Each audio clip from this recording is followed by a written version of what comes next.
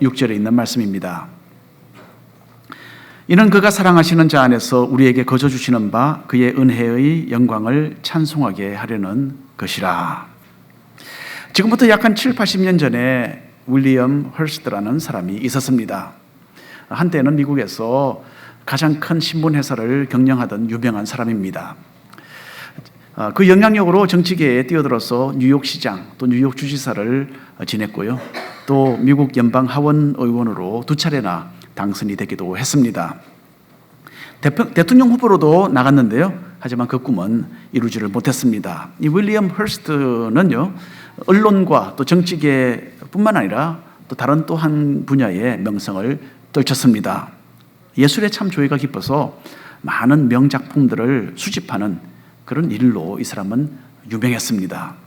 엄청난 부자였기 때문에 전 세계로부터 값지고 또 희귀한 골동품들을 많이 사서 자기 집에 보관하고 있었습니다.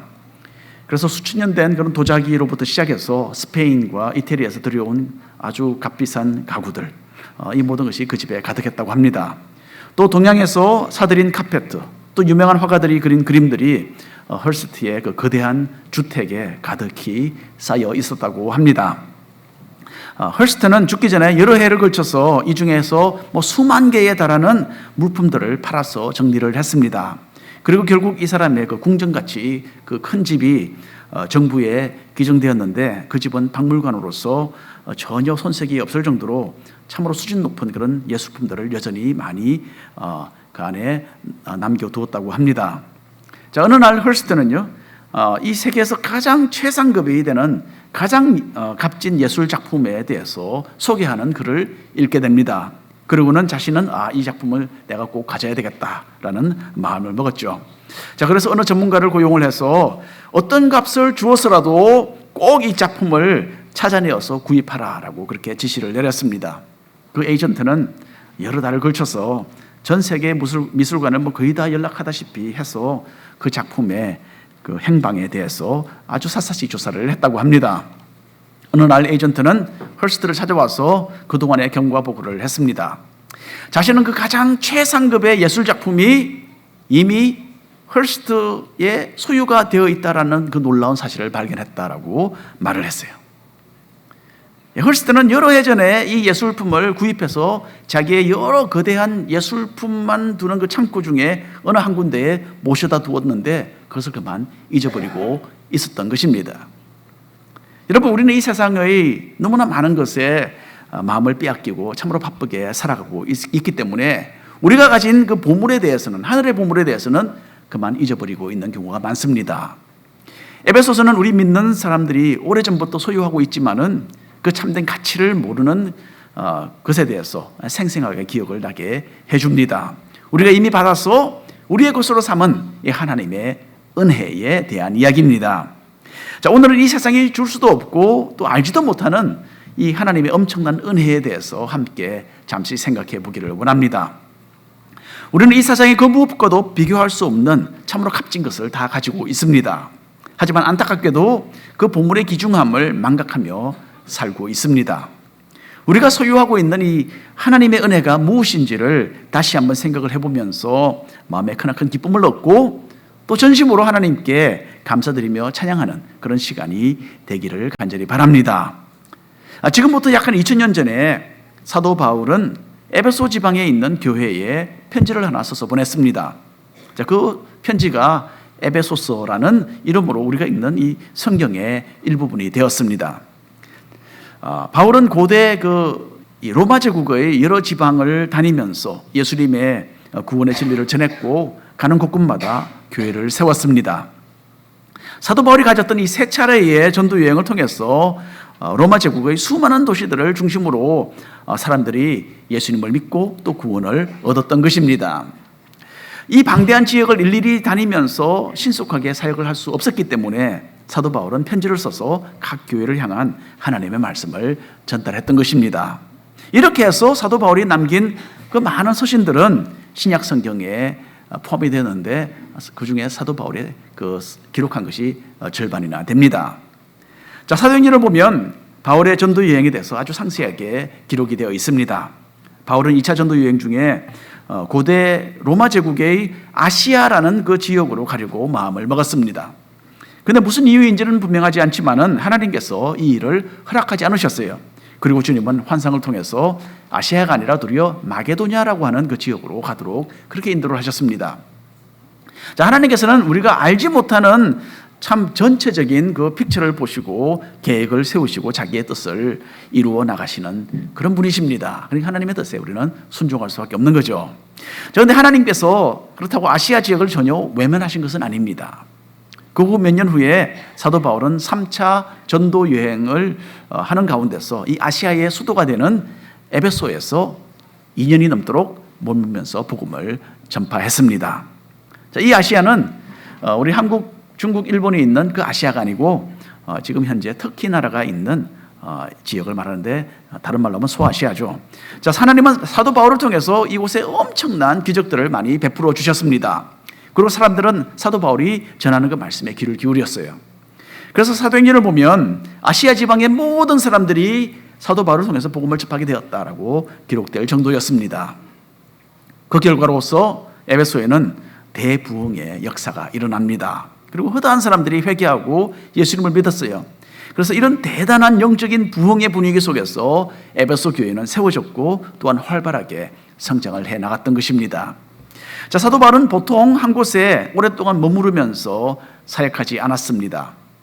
교회가 세워지면 곧바로 자리를 옮겨서 다른 곳으로 자기는 순회하며 다니면서 복음을 전하고 성도들을 가르쳤습니다.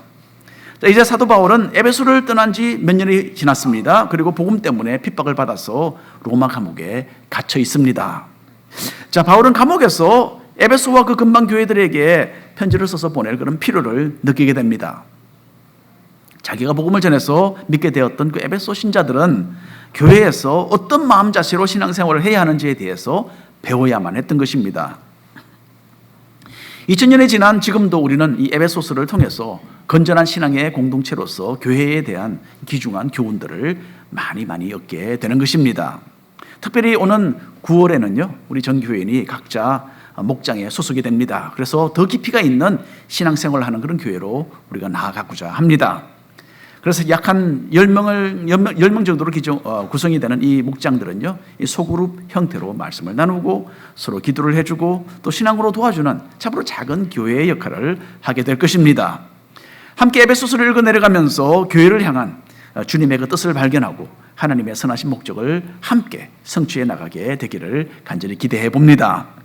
자, 그런데 에베소서는요, 교회의 참모습에 대해서 말하기 전에 우리가 얻은 하나님의 은혜가 얼마나 큰 것인지를 대해서 먼저 다루고 있습니다. 그래서 1장부터 3장까지는 교회에 대한 이야기보다는 사도 바울은 이런 하나님의 그 충만한 은혜를 대해서 설명하면서 성도가 더 깊은 이해를 가지고 참으로 견고한 신앙 위에 굳게 서도록 그렇게 교훈을 하고 있습니다. 자, 우리가 하나님으로부터 받은 것이 무엇인지를 제대로 인식하는 가운데서 참으로 뜨겁고 열정적인 헌신이 가능하지 않겠습니까? 그래서 사도 바울은 먼저 이 성부 하나님의 선택에 대해서 이야기를 합니다. 에베소서 1장에서 사도 바울은 하나님의 은혜를 성부, 성자, 성령 이 삼위일체 하나님의 이 세 가지 특별한 역사로서 구분을 해서 그렇게 표현을 합니다. 먼저는 성부 하나님께서 우리를 선택하시는 은혜를 베풀어 주셨다라고 그렇게 선언하고 있습니다. 우리가 소유하고 있는 이 하나님의 은혜, 이것은 다른 그 무엇보다도 하나님의 선택으로 시작되었습니다. 이 고등학교 시절에 교회 친구들과 자주 가졌던 게 토론의 주제가 하나님의 선택, 그리고 하나님의 예정 이런 것이었어요. 이전에는 그랬는데 요즘은 우리 학생들은 그런 이 토론보다는 아마 게임에 대한 토론을 더 많이 하는 것 같은데 세월이 많이 바뀌었습니다. 자, 인간에게 분명히 선택의 자유가 있는 것 같은데 눈에 보이지 않는 하나님이 예정하신 그 계획대로 모든 것이 이루어지고 진행되어 가고 있다라는 이것, 참 저로서는 받아들이기 어려웠습니다. 그래서 하나님의 선택을 받지 못하는 사람은 또 얼마나 억울할까라는 그런 마음이 들었고요. 그렇기 때문에 하나님은 공평하지 못한 것으로 그렇게 보였습니다. 그래서 한동안은 이 예정론이라는 것은 잘못된 것이다라고 생각을 하기도 했습니다. 자, 그런데 문제는요, 성경을 펼쳐보기만 하면 하나님께서 미리 정하시고 또 선택하셨다라는 이런 내용들이 얼마나 많이 나오는지 모릅니다. 그래서 아무리 예정론을 외면하고 싶어도 이 성경 말씀을 부정하지 않는 이상 그것은 불가능하구나라는 것을 저는 깨닫게 되었습니다. 그래서 그 후로는 열린 마음으로 성경을 읽으면서 이 온 세상을 창조하신 하나님께서는 자기가 만드신 인간들 중에서 어떤 사람들을 선택하셔서 자기 자신의 백성으로 삼으실 그런 권한이 당연히 있으시고도 남음있다. 그렇게 저는 이해를 하게 되었습니다. 그래서 오늘 우리가 에베소서 1장 3절부터 5절까지 말씀을 나누어서 읽어보겠습니다. 찬송하리로다. 하나님 곧 우리 주 예수 그리스도의 아버지께서 그리스도 안에서 하늘에 속한 모든 신령한 복을 우리에게 주시되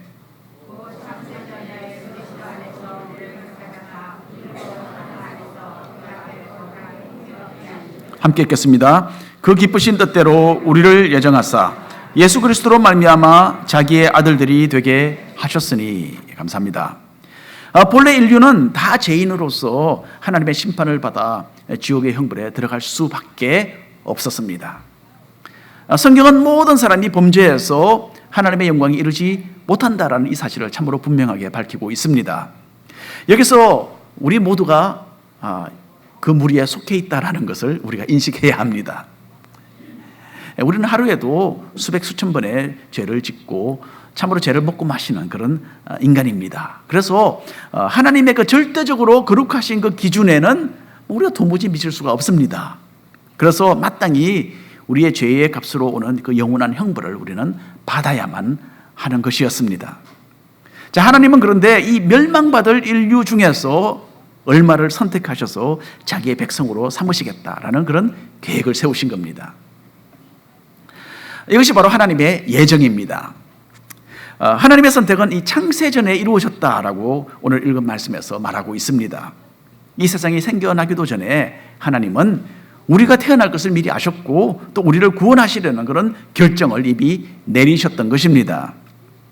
따라서 하나님의 이 선택은 우리의 어떤 선행이나 어떤 노력에 의해서 이루어지지 않았습니다. 우리가 착한 일을 하려고 생각도 하기 전이었던 그 까마득한 옛적에 하나님은 이미 우리의 이름을 부르시면서 자기의 자녀로 선택을 해 놓으셨던 것입니다.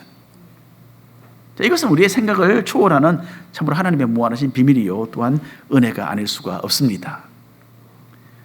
자, 우리는 어떻게 나 같은 사람이 이 하나님의 선택을 받는 이 어마어마한 행운을 얻게 되었을까라고 감탄을 할 수밖에 없습니다. 왜냐하면 만일에 내가 하나님이라면 나 같은 사람 선택하지 않을 것 같기 때문에 그렇습니다. 여러분 어떻습니까? 만일에 여러분께서 하나님이시라면 여러분 같은 사람을 자녀로 선택하겠습니까? 이 세상에는 나보다도 훨씬 더 잘나고 훌륭하고 또 순수한 사람들 얼마든지 있습니다. 그런데도 내가 하나님의 선택을 받는 이 축복을 받은 겁니다. 저는 가끔 기도하면서 하나님께 이런 질문을 올려드립니다. 하나님, 이 많고 많은 사람들 중에 왜 특별히 나를 자녀로 삼으시고 사랑하기로 선택하셨습니까?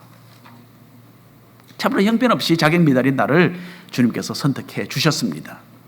하나님께서 그냥 그렇게 하기로 원하셨고 그렇게 결정하셨다는 것 외에 다른 이유가 제 머릿속에 떠오르지 않습니다. 나는 내 자신도 도무지 이해할 수 없는 그런 참으로 어마어마한 선택의 은혜를 받았구나, 그렇게 저는 느끼고 있습니다. 찬송가 410장에 아 하나님의 은혜로라는 찬송이 있죠. 아 하나님의 은혜로 이 쓸데없는 자 왜 구속하여 주는지 나는 알 수 없도다.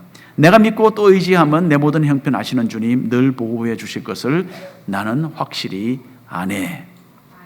자, 하나님의 엄청나신 그 선택의 은혜에 대해서 우리의 마음을 너무나 잘 표현하는 그런 노래가 아니겠습니까? 하나님의 은혜를 깊이 생각할 때에 이렇게 감사와 감격에 넘치는 찬양이 우리의 마음에서부터 시작되어서 입술로 쏟아져 나와야 정상입니다. 자, 여기서 우리는 하나님께서 내려주시는 이 복에 대해서 잠시 살펴보아야 합니다. 우리가 복이라고 할 때는 우리는 흔히 눈에 보이는 것을 생각을 하게 됩니다. 사업에 성공을 해서 돈을 많이 벌고 또 유명해지거나 또 사람들에게 존경을 받는 것을 우리는 복으로 여깁니다. 또 건강한 몸을 가지고 오랫동안 살면서 자녀들이 잘 되는 것을 보는 것도 참 중요한 복으로 우리가 여기고 있습니다. 하지만 사도 바울은 오늘 말씀에서 이런 육신으로 누리는 복을 전혀 말하고 있지 않습니다. 바울은 우리가 하늘에 속한 참으로 신령한 복을 받아서 누리고 있다라고 말하고 있습니다. 우리가 하나님과 함께 영원토록 누리게 되는 이 화목한 관계를 말하는 것입니다. 오스트레일리아에 가면 모르겐 산이라는 장소가 있다고 합니다. 이 산은 전 세계에서 가장 금이 많이 나오는 곳 중에 하나입니다. 그런데 금광이 발견되기 이전에 이곳에 살던 주민들은요, 오랫동안 가난으로 참으로 비참한 생활을 하고 있었다고 합니다. 수백 톤이나 되는 황금이 자기들 발 바로 앞에 묻혀 있었지, 발 바로 아래에 묻혀 있었지만은 그 사실을 알지 못했기 때문에 그 혜택도 누리지 못했던 것입니다. 얼마나 답답합니까? 자, 하늘의 모든 축복을 소유하고 있지만은 그 복의 혜택은 누리지 못하는 비참한 영적인 생활을 하고 있는 성도들도 있을 수 있습니다. 하나님의 사랑과 용서와 또 하나님의 지혜와 또 인도하심과 또 유혹을 이기고 영적으로 싸워서 전쟁에서 승리할 수 있는 그런 능력을 우리는 땅에다 파묻어 두고 고민하고 참으로 힘겹게 살아갈 수 있는 것입니다. 우리의 눈은 잠시 있다가 없어지는 이 세상에 온통 맞추어져 있습니다. 그래서 눈에 보이지 않는 이 하늘의 복에 대해서는 별로 신통치 않게 생각합니다. 그건 내가 다 아는 건데. 그렇게 생각하죠. 여러분, 이 세상의 것은 한순간뿐입니다. 잠시 있다가 지는 꽃과 같죠. 하지만 하늘의 복은 영원합니다. 오랜 세월이 지나서 산이 다 닳아서 평지가 되고 태양이 그 자원을 다 태워서 싸늘하게 변한다 하더라도 우리가 하늘에서 영광 가운데 누리게 되는 그 복은 계속 이어질 것입니다. 이렇게 영원히 변하지 않는 이 엄청난 영적인 복을 받은 사람들인 것을 진정으로 알게 된다면 여러분, 우리는 기뻐할 수 있습니다. 이 모든 것은 성부 하나님의 선택의 은혜로 우리가 소유하게 된 혜택입니다. 여러분, 우리는 우리 마음대로 교회에 나오기를 결정했고 또 예수님을 받아들이기로 했다, 그렇게 생각하고 그렇게 여길 수도 모릅니다. 하지만은 우리의 그 보잘것없이 작은 그 선택보다는 참으로 비교할 수 없이 무한하게 더 강력하신 하나님의 선택이 먼저 있었다는 것을 우리가 알아야 합니다. 하나님께서는 이 세상이 생겨나기도 전부터 우리 한 사람 한 사람을 향한 참으로 선하신 계획을 세워두고 계셨던 것입니다. 자, 우리가 갈 천국길을 주님은 이미 결정해 두시고 우리의 발걸음을 그쪽으로 인도하셨고요, 앞으로도 물론 계속 인도를 해 가실 것입니다. 이런 하나님의 선택과 하나님의 예정은 우리 작은 머리로서는 도무지 이해가 되지 않는 참으로 엄청나신 하나님의 은혜입니다. 비록 이 죄와 어둠으로 오염된 우리이지만은 우리를 거룩하게 만드시고 끊임없이 자신의 그 완전하신 형상으로 변화시켜 가시는 그 하나님께 감사와 찬양을 올려드리시기를 바랍니다. 두 번째로 성자 예수님의 속량에 대해서 기록합니다. 하나님의 선택과 예정의 은혜는 예수님의 사역과 결정적으로 연결이 되어 있었습니다. 십자가 위에서 이루어졌던 그 예수님의 그 희생적인 죽으심과 그 부활을 통해서 우리는 죄에서 용서함을 받고 하나님의 백성이요 또 하나님의 아들과 딸들이 될 수 있었습니다. 그래서 오늘 에베소서 1장 7절 말씀을 한 목소리로 읽어보겠습니다. 우리는 그리스도 안에서 그의 은혜의 풍성함을 따라 그의 피로 말미암아 속량 곧 제사함을 받았느니라. 아멘. 여러분, 여기서 중요한 포인트는 그리스도 안에서라는 이 표현입니다.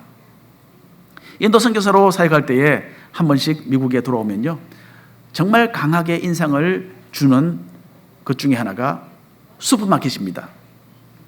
요즘은 인도도 많이 발전을 해서 달라졌지만 그때만 해도 우리는 이 생활용품의 많은 부분을 동네에 있는 작은 이 구멍가게에서 다 구입을 했습니다.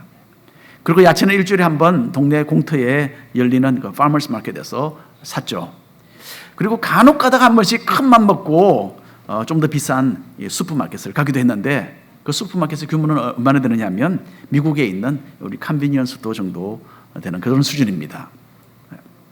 자, 그렇게 살다가 미국에 가끔 한 번씩 이렇게 방문해서 도착을 해서 이 세이프웨이 같은 뭐 슈퍼마켓에 들어가면요, 여러분 정말 입이 쩍 벌어집니다. 예, 줄줄이 높은 그 품질의 음식이 셀 수도 없이 많이 진열되어 있는 거예요. 줄줄이. 그래서 저절로 제 입에서 와, 많다라는 이런 좀 촌스러운 말이 저절로 나오기도 했습니다. 지금은 옛날에 그 촌스러운 모습을 제가 많이 벗은 편입니다. 그런데 요즘에도 이 코스코나 월마트 같은 데 가면요, 야, 정말 대단하구나라는 그런 생각이 아직도 납니다. 미국이 정말 풍부한 나라다라는 것을 새삼 느끼게 되는 것이죠. 이 코스코나 월마트에는 음식, 또 마시는 음료수, 옷, 그리고 기타 생활에 필요한 물품들이 참으로 차고도 넘치도록 그렇게 쌓여져 있습니다. 그런데 여러분, 만일에 바깥에서 창문으로 그것을 들여다보고 있기만 한다면 어떻게 되겠습니까? 자기 것이 될 수가 없습니다. 가게 문을 통과해서 그 안으로 들어가야만 그것을 구입해서 자신의 것으로 만들 수 있지 않겠습니까? 마찬가지로 만일에 예수 그리스도 안에 들어가지 않는다면 그 모든 것은, 이 모든 하늘의 이 축복은 그림의 떡입니다. 믿음으로 예수님 안에 들어가기까지는 어느 누구도 주님께서 해결해 주기 원하시는 그 영적인 필요를 채울 수가 없는 것입니다. 그래서 요한복음 10장 9절에 예수님은 이렇게 말씀하셨습니다. 내가 문이니 누구든지 나로 말미암아 들어가면 구원을 받고 또는 들어가며 나오며 꼴을 얻으리라. 여러분, 세상에는 교회에 대해서 또 예수님에 관해서 많은 지식을 가진 분들 있습니다.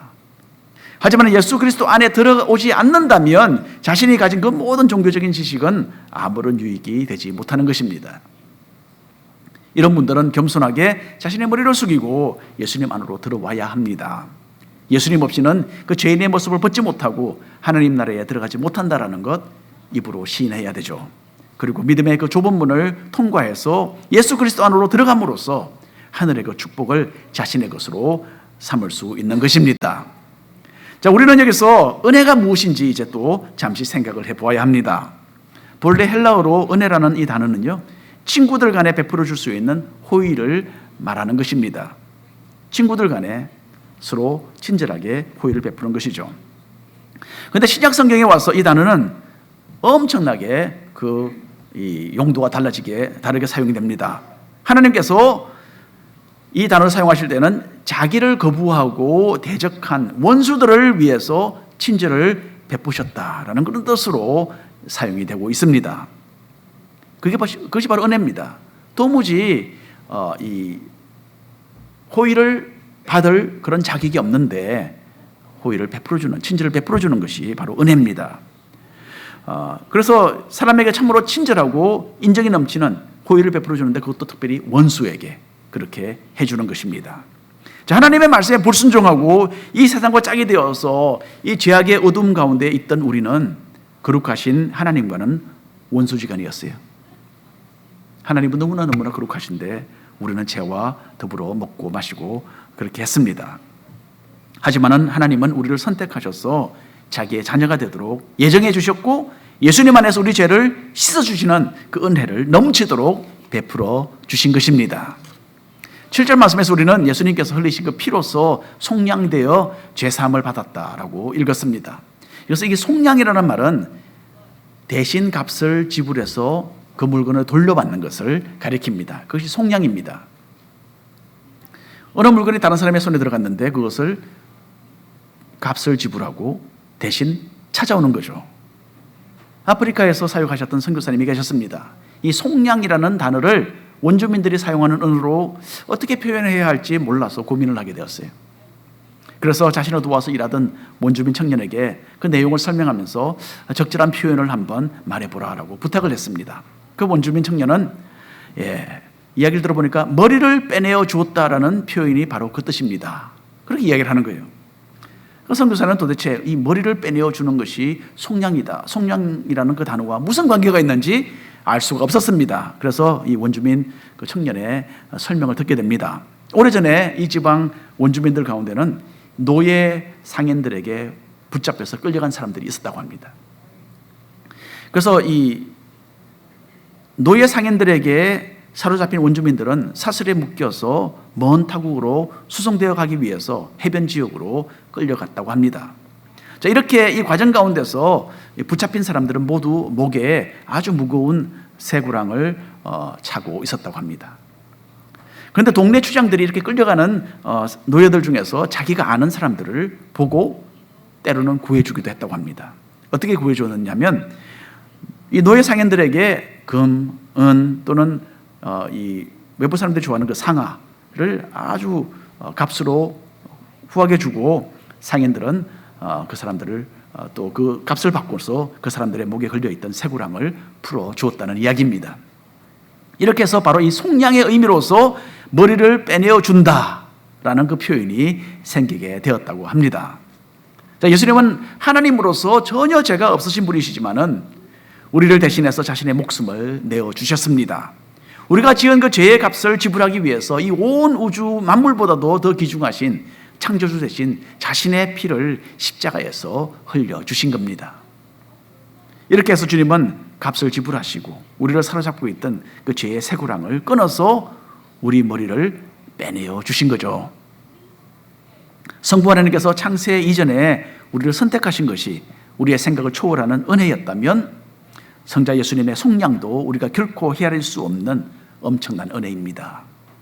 주님께서는 십자가를 지시기 전에 겟세마네 동산에서 밤을 새워서 고민하시며 기도하셨습니다. 예수님의 십자가는 어느 한 사람이 그냥 죽는 것과는 차원이 달랐습니다. 예수님은 영원전부터 삼위일체 하나님으로서 하나님 아버지와 잠시도 분리되었던 적이 없었습니다. 십자가의 죽음은 이 하나님과의 단절을 뜻했고요. 이것은 우리 인간이 결코 이해하지 못하는 하나님만이 아시는 고통을 동반하는 그런 결정이었던 것입니다. 다시 한번 에베소서 1장 7절 말씀을 한 목소리로 읽어보겠습니다. 우리는 그리스도 안에서 그의 은혜의 풍성함을 따라 그의 피로 말미암아 속량 곧 제사함을 받았느니라. 십자가로 이루어졌던 예수님의 속량의 은혜는 여기 보니까 참으로 풍성했다라고 표현이 되어 있습니다. 벌레와 같은 우리 죄인들을 위해서 이 온 우주를 만드신 이 창조주 되신 예수님은 자신의 전부를 주셨던 것입니다. 늘 주님을 배반하고 내 고집대로 살아가는 우리를 위해서 이렇게 큰 희생을 치르기까지 하면서 사랑해 주실 이유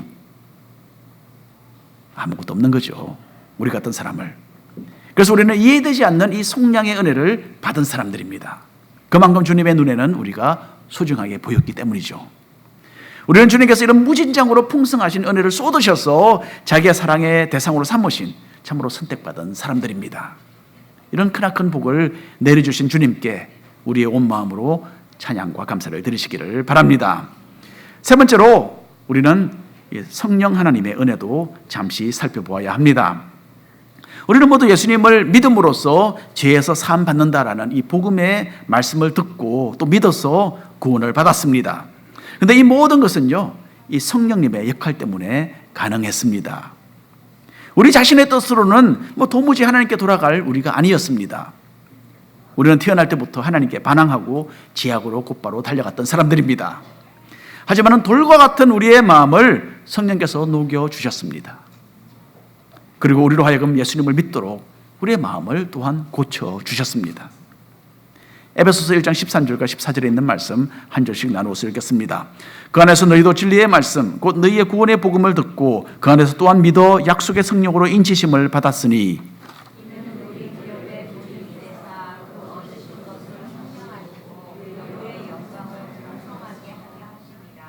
자, 성부 하나님은 창세전에 우리를 선택하셨고 성자 예수님은 십자가로 우리를 속량해 주셨습니다. 그리고 이 구절에서 성령 하나님께서는 우리가 하나님의 은혜를 받아들일 수 있도록 우리의 마음을 열어주셨습니다. 그리고 예수님을 믿는 우리가 하나님의 자녀인 것을 증명하시고 참으로 변치 않는 사실이다라는 의미에서 우리에게 인을 쳐주셨다. 그렇게 적혀져 있습니다. 여러분 가끔 서부 영화를 보면 그런 장면 나오지 않습니까? 가축이 자유 소유인 것을 모든 사람들에게 보여주기 위해서 쇠로 된 도장으로 그걸 달구어서 짐승의 몸에 갖다 대는, 그러면 칙 하고 그 표시가 나는 거죠. 그런 장면 여러분 아마 최소한 한 번 정도는 보지 않으셨을까 그렇게 생각을 합니다. 인치는 것이 바로 그런 겁니다. 성령께서 너는 내 것이다 라고 하시는 거죠.